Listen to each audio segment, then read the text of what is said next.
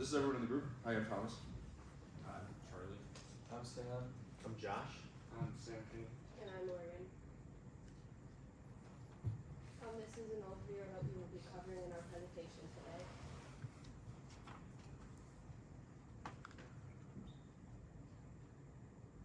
Alright, we're getting right into the history of Burger King.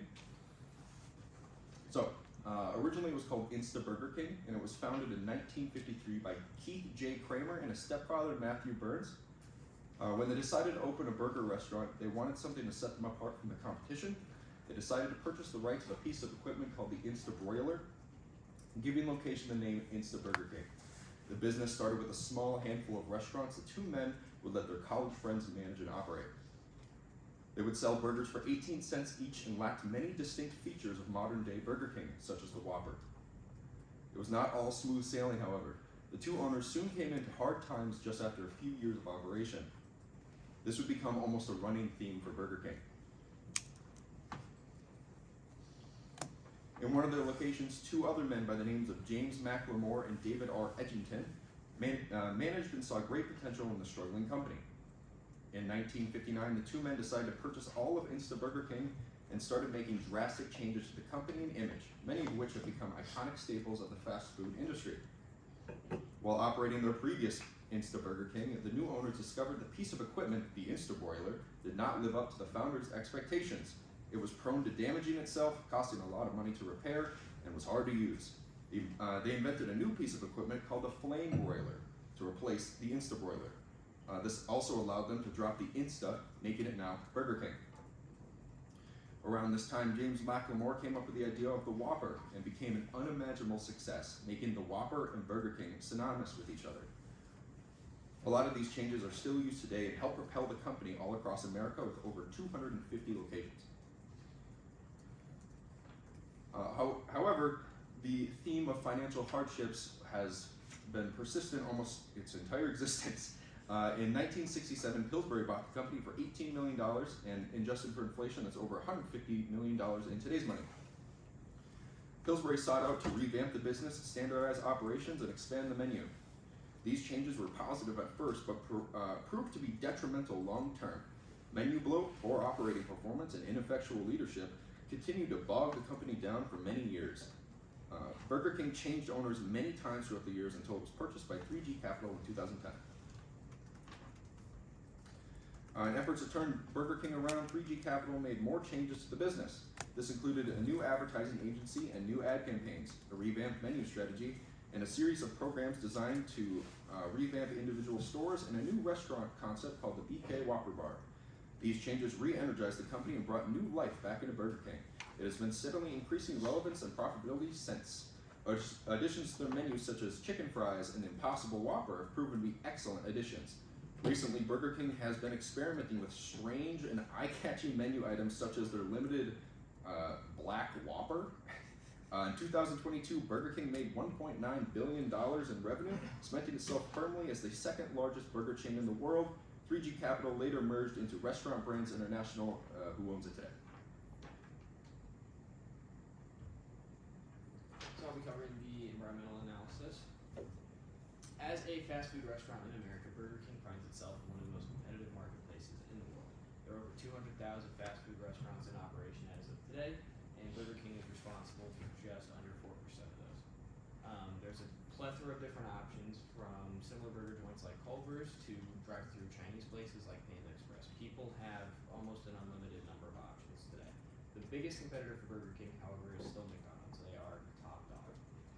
One of the reasons that people are a little bit more, they lean towards Burger King sometimes, is that the state of the economy plays a big role in how people choose to spend their money.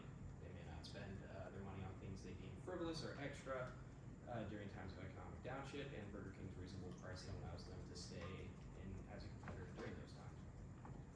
Around the 21st century, or the turn of the 21st century, Americans became a lot more conscious of their health and their well-being. And as a result, the government, and specifically the FDA, created new regulations in order to help maintain food safety and quality. One of the big things that they did was made it required for all fast food restaurants to display the nutritional facts for each of their products, which turned some people off to it, but at least gave consumers the peace of mind. They know a little bit more about what they're putting in their body. As we heard from Thomas, Burger King and technology have gone together almost since the beginning, and the latest evolution has been online ordering. Burger King launched its own app in 2009 as a direct response to McDonald's own app. Those two have long been influencers of each other, will probably continue to do so until the end of time, until wins.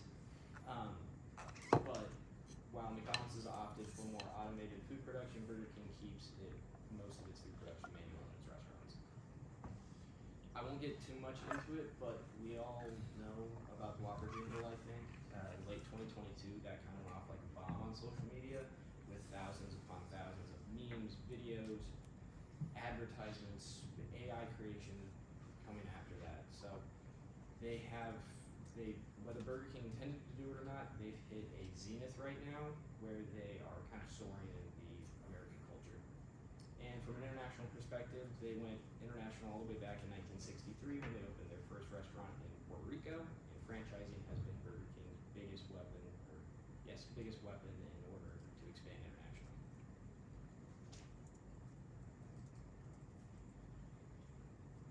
So our current marketing objectives. So the main objective of Burger King right now is a complete brand rebrand, and that's spearheaded by a man named Patrick Doyle, a major investor. He's invested $30 million in the last year, and he was also named the executive chairman in 2022. His main program is the Reclaim the Flame program, where he focuses on reiterating the fact that the burger is flame grilled, and they're like Whoppers are flame grilled. And to do this, in all the stores, they are upgrading all their appliances and their storefronts. So that may mean like a teardown of an old gross store to rebuild it as a new improved store, kind of getting rid of their old brand image and creating a new brand image. Doing this will create a better turnaround for their franchisees, making them happier. And to reiterate the fact that it's flame grilled, they're turning more into social media like TikTok. In 2020, they struck a deal with TikTok to create a dance where you could get a Whopper for $1. And they're trying to stay relevant in like social media. So like they got on like the Twitter trends, and for example, when Kanye said that McDonald's was his favorite restaurant, and you know Kanye hasn't been super popular in the media recently, Burger King responded with explains a lot. And then as part of their rebrand, they're trying to be more environmentally friendly. So by 2025, they want 100% of their packaging to come from renewable or recycled resources. And their goal is to recycle 100% of their packaging that comes into the store, as well as they want their single-use plastics to be phased out, but if where it's absolutely necessary, so like your forks and spoons and stuff, they want most of that to be recycled, so 30% come from recycled content. And not necessarily in the US, but more in Europe, they're focusing more on like a green initiative. So in the UK, they took 430 tons of fry grease and converted it into biofuel. Just another way that Burger King is trying to be renewable. So the right hand a little bit. Yeah. Now we're going to talk about the 4P for Burger King. First up, we have their product. Burger King offers a variety of products. They have burgers, they offer chicken products, they have vegan products, they have breakfast item and dessert items. Burger King was one of the first mainstream vegan options with the Impossible Whopper. The Impossible Whopper came out August 8th, 2019. It is a plant-based burger patty, but unfortunately the Impossible Whopper is still grilled on the same surface as the other meat products, so you still get a bit of bleed in their area. And Burger King offers a variety of quality for their products, from their more higher end classy items like the Whopper, or you can get into their more affordable lower items like the BK Stackers. Next up we have the plates. Burger King has over 19,000 locations inside their buildings. They have modern decorations. When we had a first meeting at Burger King, and we noticed that they had brandings into their wooden tables. They had metal cutout items around the area, and they had an exposed brick wall, which is more of a modern feel. And Burger King is located in most towns across the U.S. When you go to a small town, most likely there'll be a Burger King. Next up is price. Burger King is the lowest priced fast food restaurant that's mainstream. They do this by having combos and bundles, so you can buy things and sometimes you'll get another thing with it for free or a reduced cost. They have lots of deals and coupons, so you can shop for something and then if you go on the website, you'll find coupons and deals, and they have sheets and ads where you can cut out coupons. Like for example, today is Whopper Wednesday. If you go to Burger King, you can get a $3 Whopper, and they have another deal where with any price you can get any size fry. So for $3 right now, after class you can go down to Burger King and get a meal.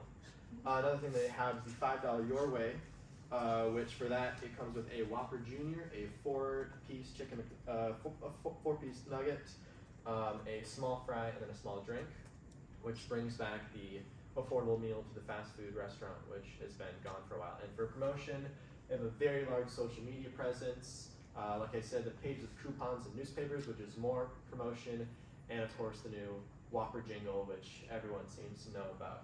But we had our first meeting at Burger King, and we tried a bunch of their products. Here's what we thought. So they had a lot of products for the good items. We liked their fries. They had good fries. They were a bit soft, but they were still good. And the Whopper was pretty good. It looked a lot like the items that it looked like the menu, so there wasn't a lot of misleading for there. For more of their mediocre products, the Impossible Whopper, we tried that. It tasted just like a Whopper, but it was a bit soft and no, it was hard and a bit not very great. One of our members tried the 4-patty BK Stackers. So it's 4 patties, 4 slices of cheese topped with bacon. He said it was a little bit too much burger and cheese. It drowned out all the other products, and the products that need work is all their chicken products. For a company that owns KFC, not too great. Lacked flavor. It was more bread products than chicken products, and it just needs work. And now we'll dive into the SWOT analysis. Burger King has many strengths. One of the biggest things is they have a very strong presence around the world with over 19,000 locations worldwide in more than 100 countries. And they also serve over 15 million customers per day. And they're able to have this very strong presence in the world due to their one of the most affordable franchise models with an initial investment of only $50,000. Franchise fee of $50,000 and a minimum initial investment of $300,000. And then they also recently had a huge success with the release of the Impossible Whopper, and they saw a 6% jump in same-store sales. And over the years, they have been able to gain a very loyal customer base for the restaurant. And with these strengths come many weaknesses. Obviously, they are one of the cheapest restaurants, so they won't have the highest food quality around. And they have recently had some negative publicity with the Impossible Whopper due to it being marketed as vegan suitable, but it was not, due to the egg-based mayonnaise and being grilled in the same place as other burgers. And we felt when we went to Burger King, there was a lack of employee support because we had asked all the employees what they get when they eat here, and they said they don't really eat there that often at all. But Burger King does have many opportunities to improve. With the huge success of the Impossible Whopper, they could very easily continue and expand their plant-based menu.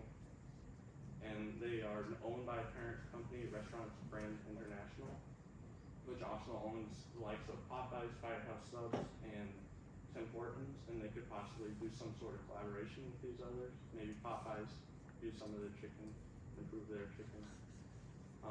Burger King also has many threats. They are in a very competitive market with the likes of McDonald's, KFC, and Wendy's. And they always may be changing their market strategies to stay ahead of the curve and stand out from others. And recently with the pandemic, they were hit pretty hard. According to Business Insider, Burger King had to close over 300 restaurants in 2020 due to the pandemic. And we've been seeing an increase of people attempting to make more health conscious decisions, and there's no secret that Burger King is not the most healthy option for people. Okay, I'm going to cover the case study analysis, and we chose to go with Wendy's because of their comparable menu features and with a lot of the same options, and price-wise they are very comparable, and for marketing strategies they usually use the same ones. So for similarities, they both have a mobile app that offers a reward program. Their menus have very similar options along with their combo meals. Wendy's has the $5 Biggie Bag, and Burger King has the $5 Have It Your Way meal. One way that Wendy's lacks is they don't have a signature burger. They have a signature Frosty, but Burger King has a signature Whopper and their new variation of the vegan one that came out in 2016, the Impossible Whopper. Before we go over the advantages of each company, who prefers Wendy's over Burger King? And who prefers Burger King? As you can see, Wendy's takes the lead with the younger generations. They do this by having a strong social media presence.